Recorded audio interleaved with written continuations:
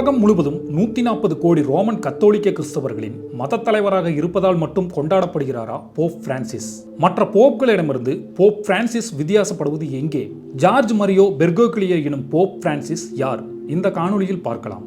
Easter தினத்தில் பக்தர்களுக்கு ஆசி வழங்கிய அடுத்த நாளே போப் இறந்தது உலக கிறிஸ்தவர்களை மிகப்பெரிய சோகத்தில் ஆழ்த்தியது. கடந்த சில ஆண்டுகளாகவே உடல்நலமின்றி இருந்த அவர் அவ்வப்போது மருத்துவமனையில் அனுமதிக்கப்பட்டு சிகிச்சை பெற்று வந்தார்.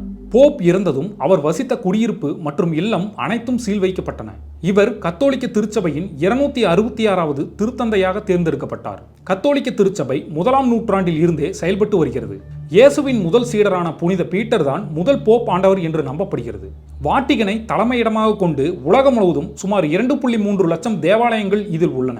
இந்த திருச்சபையின் தலைவர் போப்பாண்டவர் ஆவார்.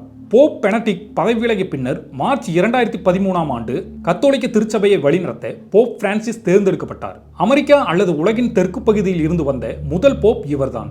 1936 டிசம்பர் 17ஆம் தேதி போப் பிரான்சிஸ் பிறந்தார். பாசிசத்தின் பிடியில் இருந்து தப்பிக்க இத்தாலியிலிருந்து வெளியேறிய போப் பிரான்சிஸ் 5 குழந்தைகள் கொண்ட குடும்பத்தின் மூத்த மகன் ஆவார். தென் அமெரிக்காவின் அர்ஜென்டினாவை பூர்வீகமாக கொண்ட போப் பிரான்சிஸ் கால்பந்தின் தீவிர ரசிகர் ஆவார்.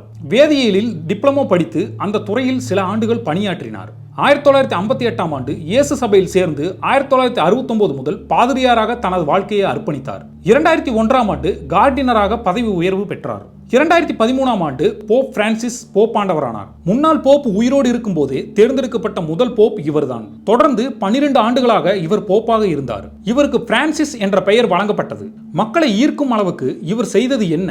போப் பிரான்சிஸ் கத்தோலிக்க திருச்சபையில் பல மாற்றங்களை முன்னெடுத்தவர் என்று கூறப்படுகிறார். அதில் ஒன்று, வாட்டிகனில் பெண்களுக்கு பதவிகள் வழங்கியது இவர்தான். விவாகரத்து பெற்றவர்களுக்கும் மறுமணம் செய்தவர்களுக்கும் ஆதரவாக இருந்தார். கருணை கொலை செய்வதை கடுமையாக எதிர்த்த போப் திருநங்கை திருநம்பி ஓரின சேர்க்கையாளர்கள் செயல்பாடுகளை கடுமையாக எதிர்த்தார். அவர்களை கண்ணியத்துடனும் நடத்தினார். HIV உள்ளிட்ட பாதிப்புகளால் ஒதுக்கி தள்ளப்பட்ட நோயாளிகள் மீது பரிவு காட்டி வந்தார். 2001இல் எய்ட்ஸ் நோயாளி ஒருவரின் இல்லம் சென்று அங்கு அவரது கால்களை கழுவி முத்தமிட்டு அவர்கள் மீதான தனது பரிவை வெளிப்படுத்தினார். புலம்பெயர்வோருக்கும் அகதிகளுக்கும் எப்போதும் தனது ஆதரவை வழங்கி வந்தார் போப் பிரான்சிஸ். கொரோனா நேரத்தில் அவர் ஈராக் சென்றது உலகம் முழுவதும் பேசு பொருளானது. போர் என்பது தோல்விதான் என்று உரக்கச் சொன்னார். உலகின் மிக உயர்ந்த முஸ்லிம் மத தலைவர் கிராண்ட் இமாம் அல் தையிப்புடன் மனித சகோதரத்துவ பிரகடனத்தில் கையெழுத்திட்ட முதல் போப் இவர்தான்.